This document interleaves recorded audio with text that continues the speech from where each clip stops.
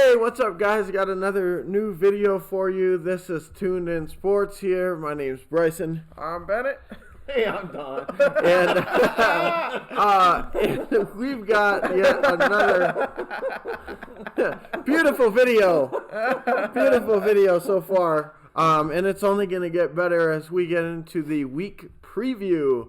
Actually, a lot of happy people at the table this week. And unfortunately, not everybody's here, but, you know, everybody won, at least of the teams that played. So one of the rare occasions where we're all pretty excited to be on the show.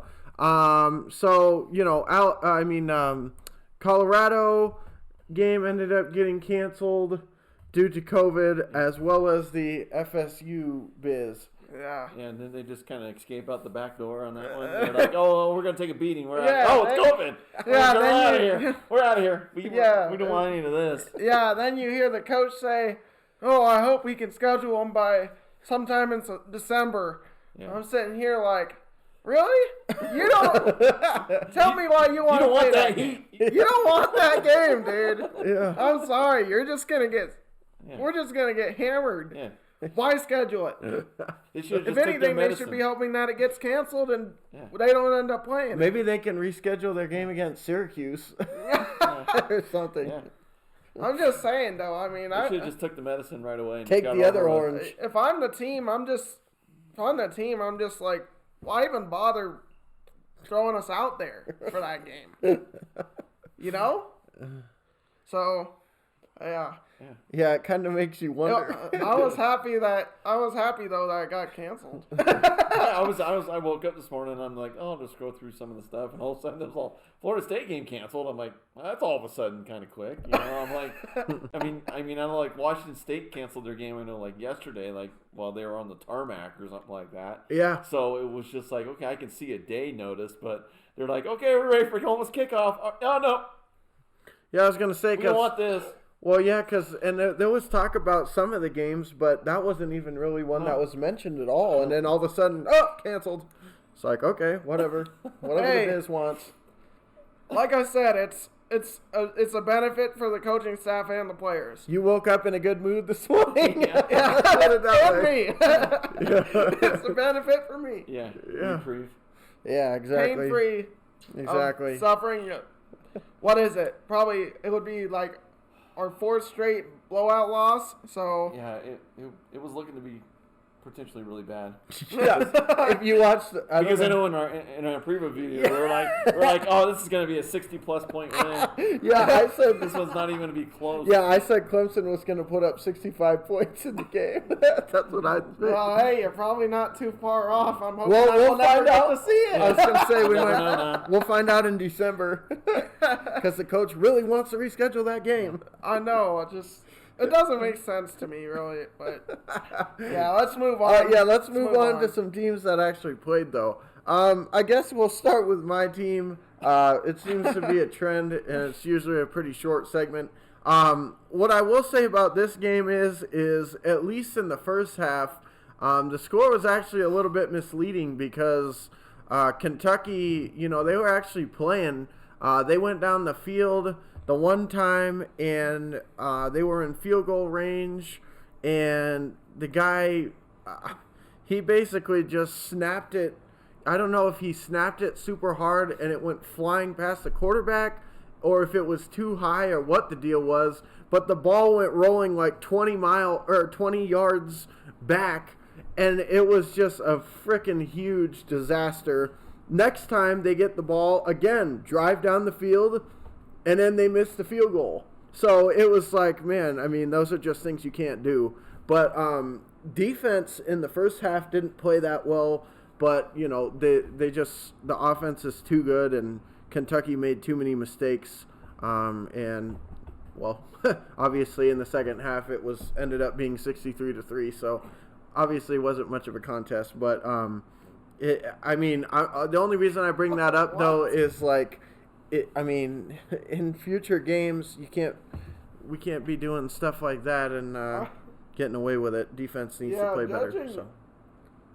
Honestly, judging by what I was watching, for the most part, I wouldn't have thought it would end up being 63-3. from what I was watching in the first half, it seemed like Kentucky was having their way. I mean, they pretty much went down the field almost every drive. I mean, they played pretty good in the first half.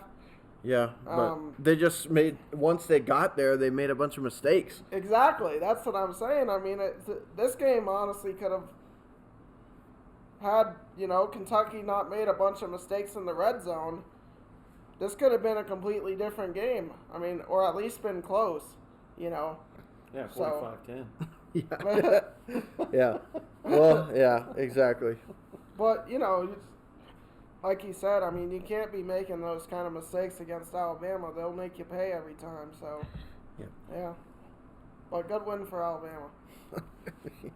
Not really a good win, but a win. Because it's Kentucky. I mean, they generally blow them out every season. So, Yep.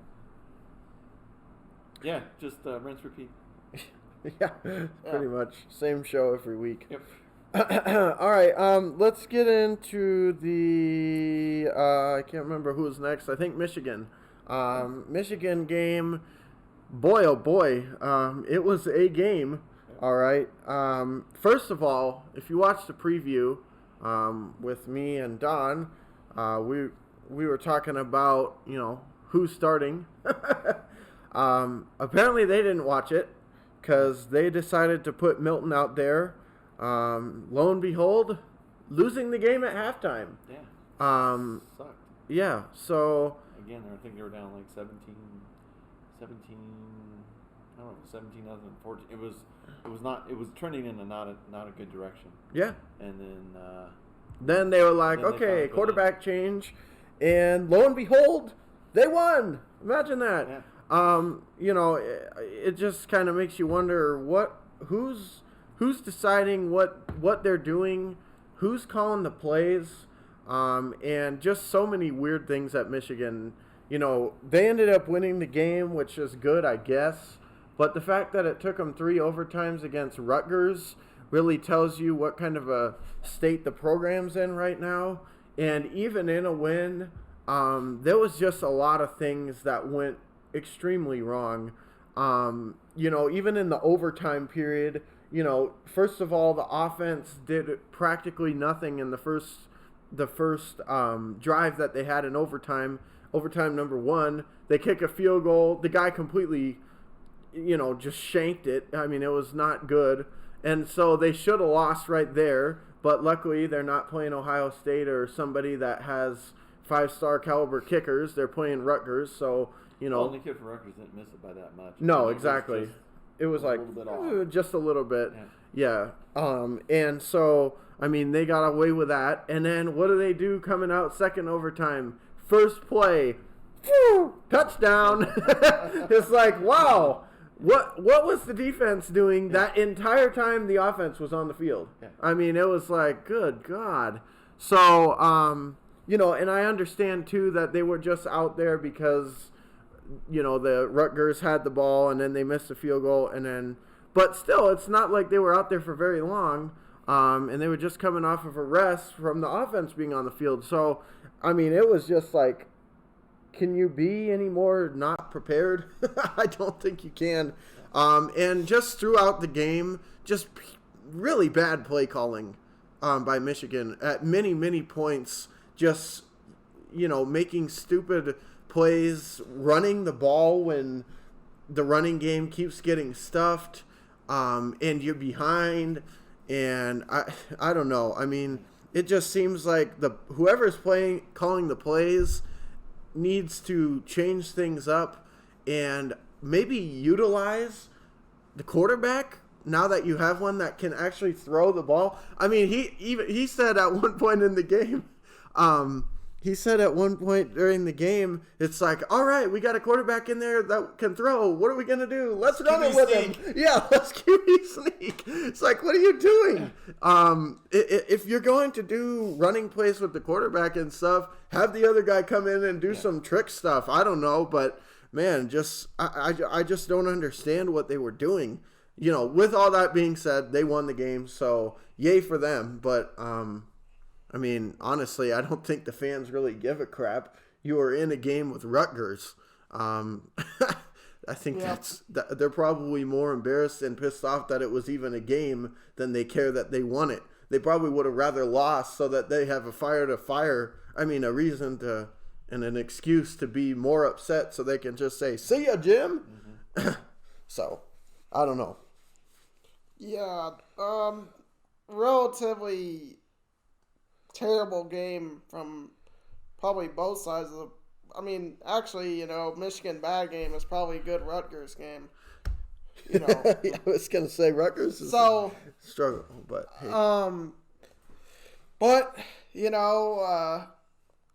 it's if I'm a Michigan fan, I mean, I still can't be feeling pretty good even with a win here. Being in a game with Rutgers, go to 3 overtimes, and like he said, I mean, they arguably should have lost the game with the field goal. I mean, the guy luckily shanked it for him. So, yeah, I mean, overall, I mean, I give Rutgers a lot more credit than I do Michigan. Just for being in the game. Yeah, exactly. Yeah, no, I mean, totally. I mean, again, I if Harbaugh's job was on the line, especially this week, I don't know why you start Milton in the first place. That was really confusing to me because apparently you need a quarterback that can throw the ball in this pro-style offense. And McNamara should have been the instant go-to.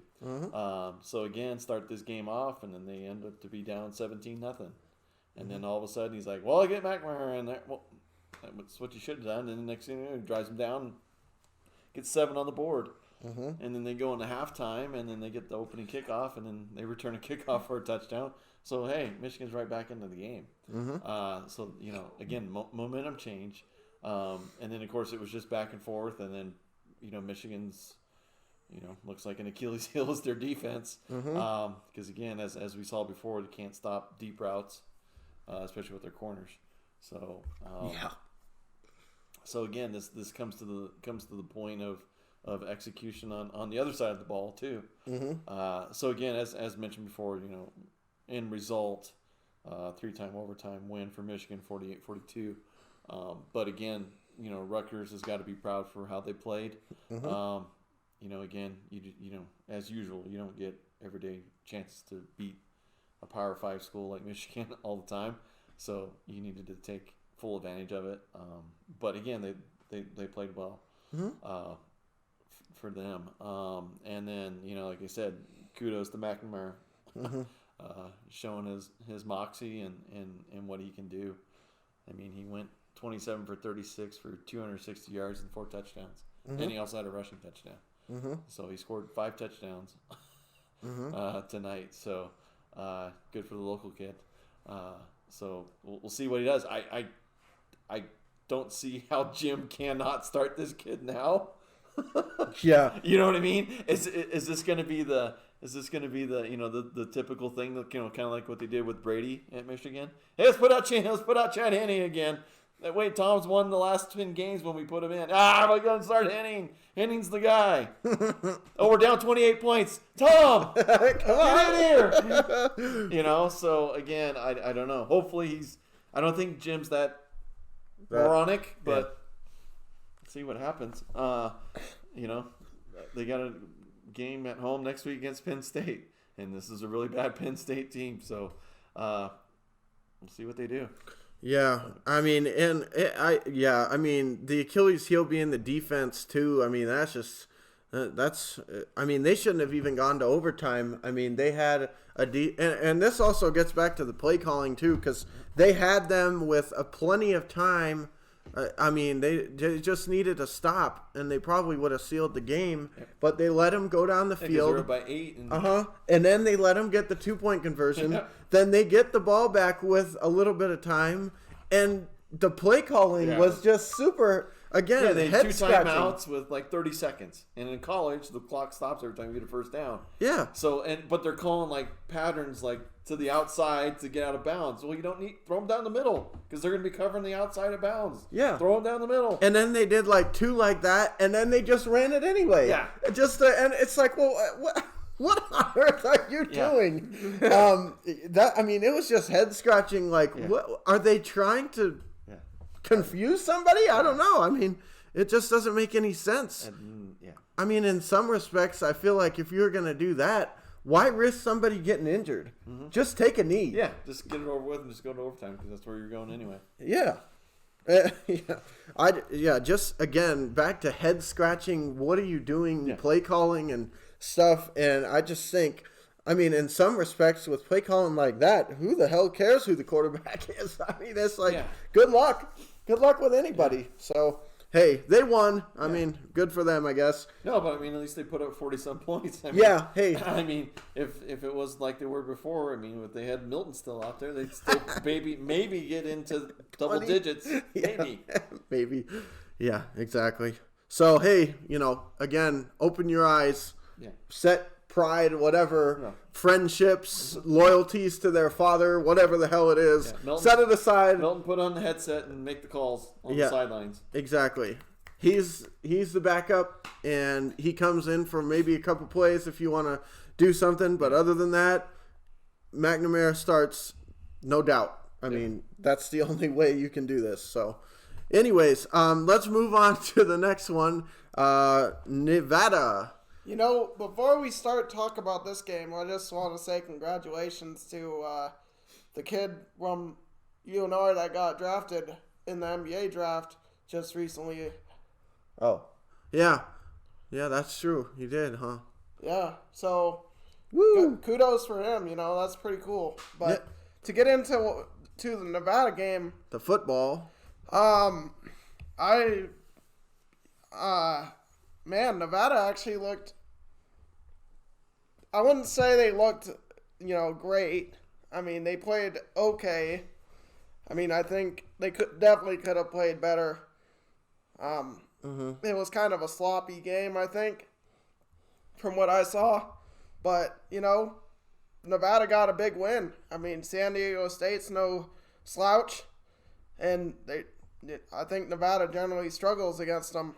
So, good win. 5-0. Not something you generally are probably seeing around at this point, in general Nevada seasons. So, pretty cool. Yeah. I agree. This was we talked about in the preview that I felt like this was a game coming in that was a season-defining game for him because San Diego State is highly respected, highly talented, and always a tough out, and generally one of the better teams in the conference. So, for them to have them at home, it was going to be big.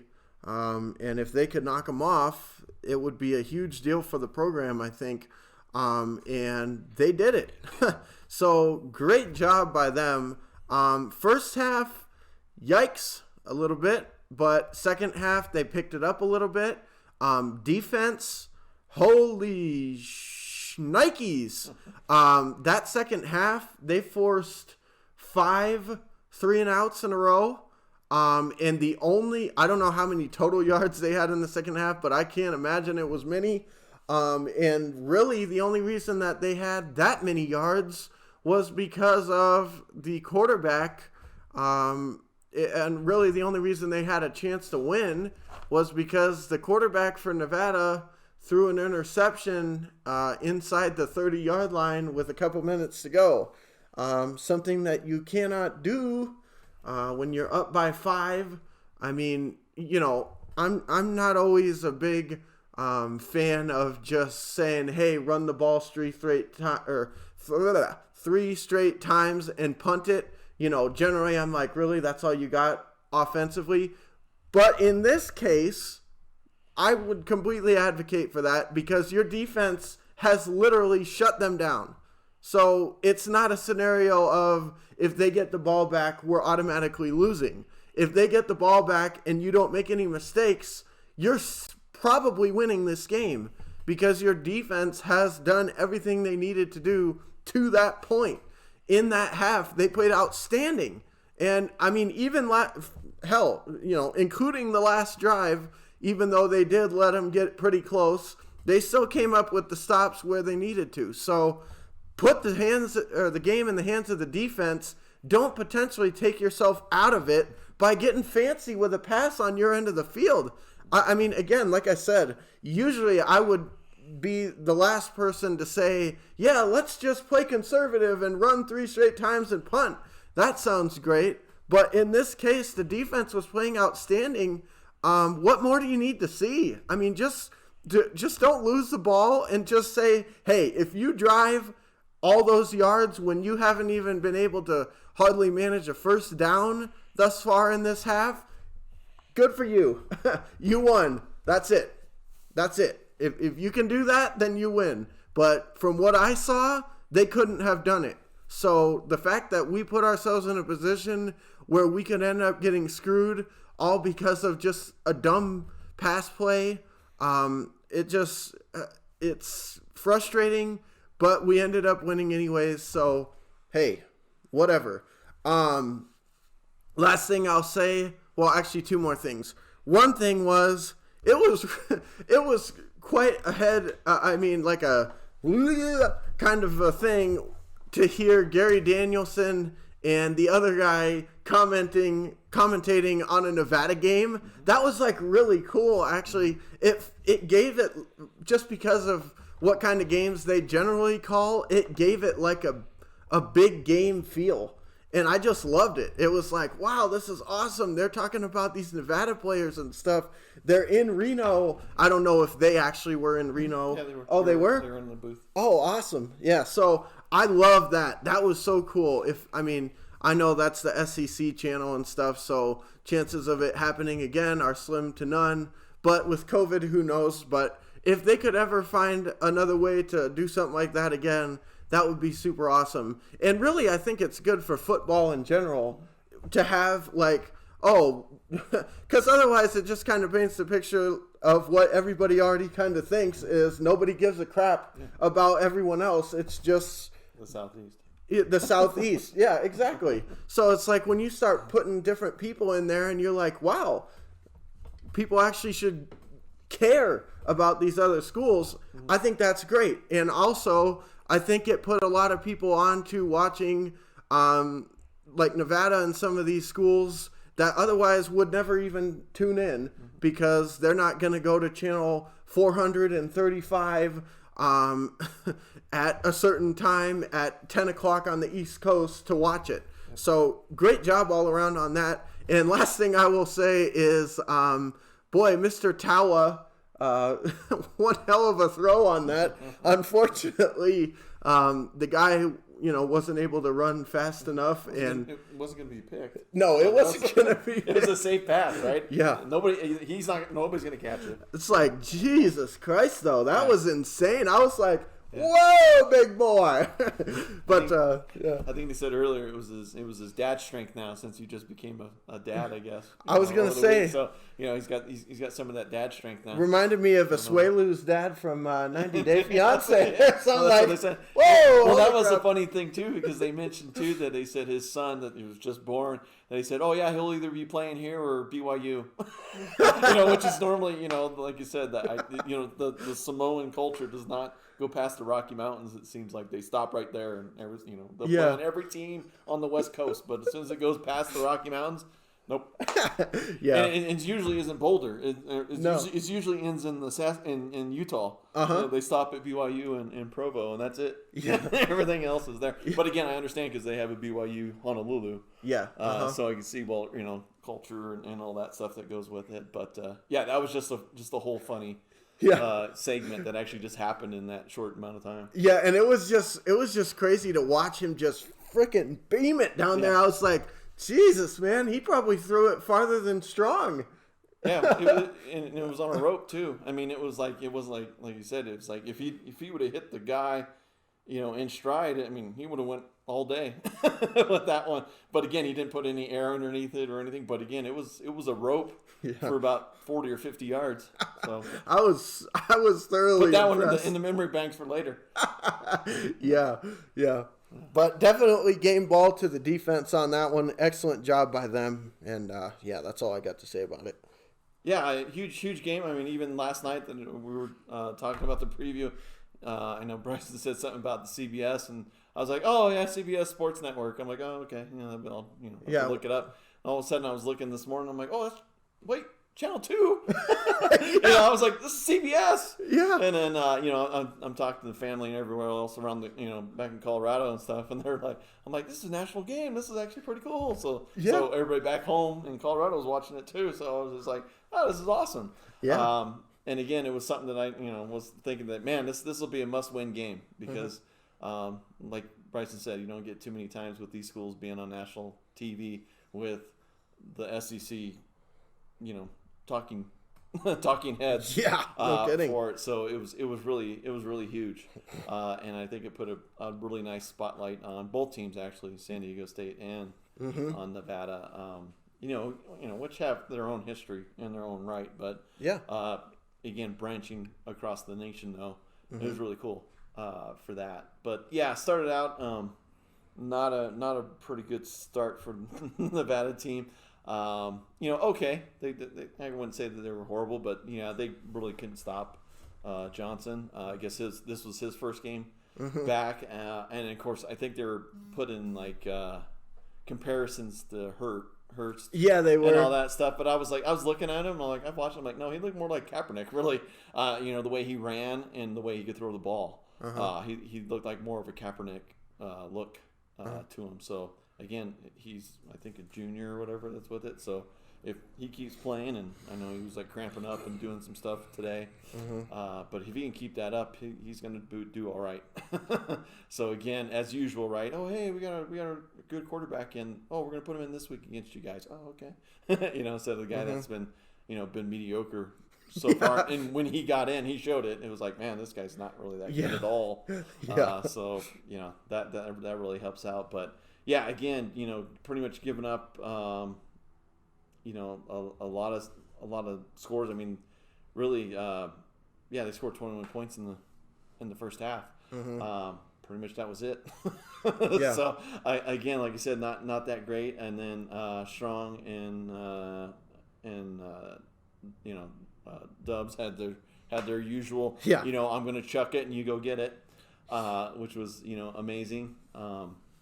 As I mean, they're setting huge records for 50+ yard catches and touchdowns. And so it's going to be a huge year for them if they can stay all healthy with that. But this one definitely complete kudos to whoever made the adjustments on the defensive end. Halftime. Because I guess the offense should also make some adjustments for to help them out. Because I mean, again, if their normal offense is anywhere near their normal offense, and the defense is giving you the ball, 3 and out, and especially with altitude, advantage, you should be able to score easily with this, and there should have been more points on the board. So it shouldn't even got down to that last minute fracas, you could say in that. But again, just like you said, I mean, I think they only had 2 yards going into the fourth quarter for the second half, and then I know they got one pass play down when they were in their own backed up against their that's own, right, and I think got 10 yards, so they had 12, and then when they threw the horrible interception at the end of the game, I think they got 15. So I mean, they held them under 50 yards of total offense. For the second half, which was again normally something you don't mention in the word Nevada Wolfpack football. You don't mention defense. No. So it was really a huge stand for the team on that, which is just fantastic. But going back to the offensive side before he turned it over, it's just that one thing. It's what, if you're going to throw the ball, just go for the shot, right? I mean, they were sitting on Dubs, and then of course it hit his hands and flipped it up in the air, and so it got picked off. But the corner that was guarding the other guy jumped or sat where Dubs was, and he was gone. So all Strong had to do was just hold it for just one more second and just go. I mean, launch it. I mean, you're not gonna, incomplete or whatever. It's still gonna kill the clock. So you know what? Go for the kill shot. And he would have gotten. There was nobody around the. I know it was number one. I can't remember his name, but he was wide open by himself. I mean, all he had to do was Blackheart or whatever. Yeah, all he had to do was just get it somewhere near him, and he was gone. Yeah. But again, as usual, you find your favorite target. I guess all the roommate, him and the tight end are all roommates, so he's gonna look for his buddy. But if he would have just held on to it for a second, again, I can't remember the play if he had any pressure on him or not. I know they were usually pretty good. Man, can that San Diego State defense hit? I mean, even the guys were saying like, this is a big popping game, and I mean they were putting hits, SEC hits out there, and it was like, man, this is really good. This is really awesome. But yeah, San Diego State's defense was pretty vicious. For real. Yeah, it was tough. But yeah, if you just would have held it, and the game would have been over at that point. But anyway, hey, fun for TV though. I mean, as usual, entertainment, and it was great for the conference again to see these small schools perform on the big stage, and it be a good game. And yeah, everybody was entertained. I mean, even the announcers were loving it. Yeah. So exactly. Yeah. No. And like I said, they watch SEC football. So I mean, if they're actually entertained watching this, so kudos to everybody all around. Yeah. No, I couldn't agree more. I mean, it was just really great to watch. Like I said, it really gave it like a big game feel just having those guys, because usually it's like, oh crap, Alabama, Auburn, or Georgia, Florida, or something, and no, it's Nevada, San Diego State. But just them being there was like, oh wow, this is big time here, folks. And then for it to be a good game, come down to the end. I mean, regardless of who won, I don't think you could have asked for more if you're the Mountain West to have that kind of a showcase when you got that opportunity. They made the most of it, regardless of who won. And like I said, it came down to literally the last play, literally. And yeah, just great job. But, getting into the first half though, I mean, I remember, I was thinking to myself, like, are we the Denver Wolfpack here? Because our offense couldn't get into the end zone. Exactly. It was like, go down the field, kick three. Yep. Go down the field, kick three. I'm like, boy. Yep. But hey, at least they weren't dumb, and they weren't going to go, and squander opportunities, right? It don't matter what it is. If you have points to put on the board, put them on the board, right? And I'm sitting here like this doing the same thing. And again, I'm talking to my relatives back in Colorado going, oh, you got to put in TDs. We can't put in field goals all the time. But again, it's like you got to get field goals, though. You're not going to go for it and then come up empty, and then you're totally screwed. Yes. Yeah, there was also one play I saw where San Diego State sent a blitz right up the middle, and literally nobody accounted for the linebacker. And Strong and the QB got loud. That was, and it should have been an interception. Wow, reminds me of FSU. See, we're all having flashbacks here. But and then the other thing that I was going to say too was, dang it, what was it? That one kick return that Dubs had, where he just like literally outran all the San Diego State players. I mean, I was like, oh, what are you doing? Just stop that. And then they went around and the announcers were like, this is just a case of he has more athleticism than the rest of the team. Yeah. I'm like, yeah, that's exactly what it was. And then the other thing was, boy, they had, at one point, they had a 4th and inches, I think it was, on like their own 25. And the fact that I had anxiety, because I was like, watch this freaking bonehead go for it right here, when the defense has forced 3 and out after 3 and out after 3 and out. Because we've seen this before. I was like, oh, don't you dare, don't you dare. They kicked it. Thank God. I seriously thought they were going for it. He still had some bonehead calls later in the second half. Yeah. But you're sitting here going, buddy. Well, and then here's the other thing, too. Like running those damn Wildcat formations. Yeah. And then here's the other thing, too, is on that play, they ended up having to burn a timeout because they couldn't get situated. And what that tells me is they were probably going to try a trick play of some sort, but they couldn't get lined up properly, so they called a timeout. Then they're like, well, now they're maybe more ready to expect it, so we'll just punt it. But I was like, what are you doing? Don't you dare. In that case, I mean, it was so close. You should have just gone for it. But Yeah, well, no, depends. but you know what I mean? If there were even questioning it, yeah, you should have just made the decision right there. Yeah, and say, hey, quarterback. Instead of going, Yeah, quarterback. Yeah, quarterback sneak. Yeah. Quarterback just under give center. you sneak and go. But they probably would have done some wildcat crap instead, right? And Yeah. you guys also remember that play when he went deep and was in double coverage. QB threw it up and the guy got basically targeted, and they didn't call targeting. Oh yeah, at the beginning of the game. Yeah, Towards I the remember that. beginning. That was pretty insane too.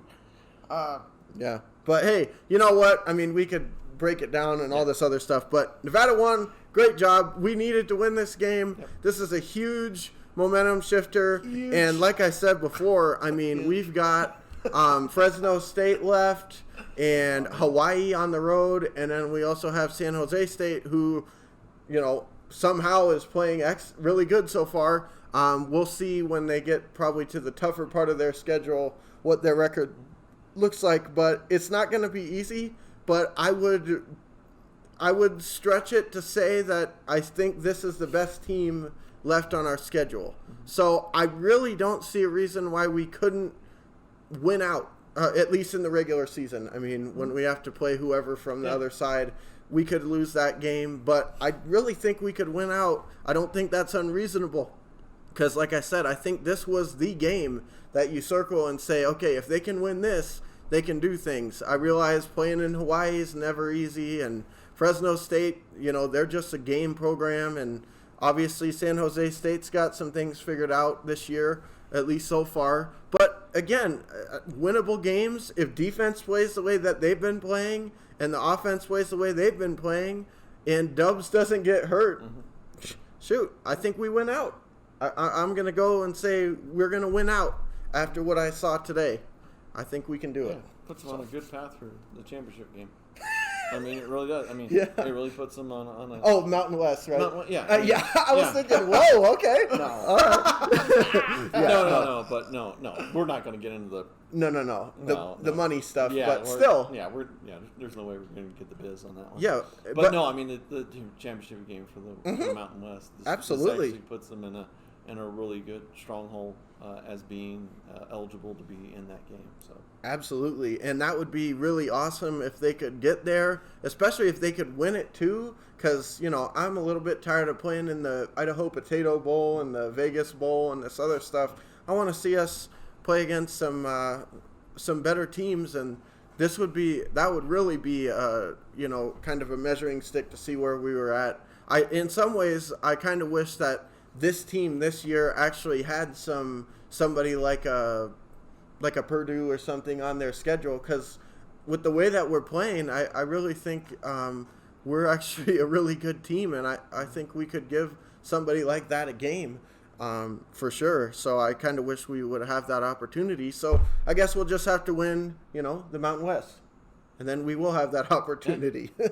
So, all right, any final thoughts? Just was glad to have a week off. That's all I gotta say. Yeah, same here. Even though my team played. yeah, I was gonna say. Actually, I wish Colorado would have played against Arizona State. Yeah. Again, I think the team's on a good roll. Mm-hmm. So it was kind of disappointing that they couldn't play. So Yeah. I think next week's SC. So that will be see where they're at Yeah, now. for sure. Hopefully, like you said, if they play like they've been playing, Mm-hmm. I think they're going to give SC a game. Yeah. With it, no problem. And then as far as Nevada, it's nice to be above Boise State and looking down on them. So I'll take that any day, all day. No kidding. So it's nice to be on top of the pile. Yeah, and it's nice to be in a situation where it's a huge game and we held on and did what we were supposed to do, as opposed to, oh man, if only. Piss it away. Yeah, what could have been, right? Yep. That's what we're always saying. Boy, what could have been. Yep. No, this season it's what is, Yeah. and it's a great feeling. So hopefully we can keep that up. But for now, we'll cap the video off here. This is the the review of this week's college football games. Make sure you check out all the other content at Tuned In Sports. Make sure you check out Dent Sports as well for the NFL reviews, as then well the as the Clip Clip Joint as well for Clippers news. So with that being said, Bryson, Bennett? I'm done. see you guys in the next video. Yep.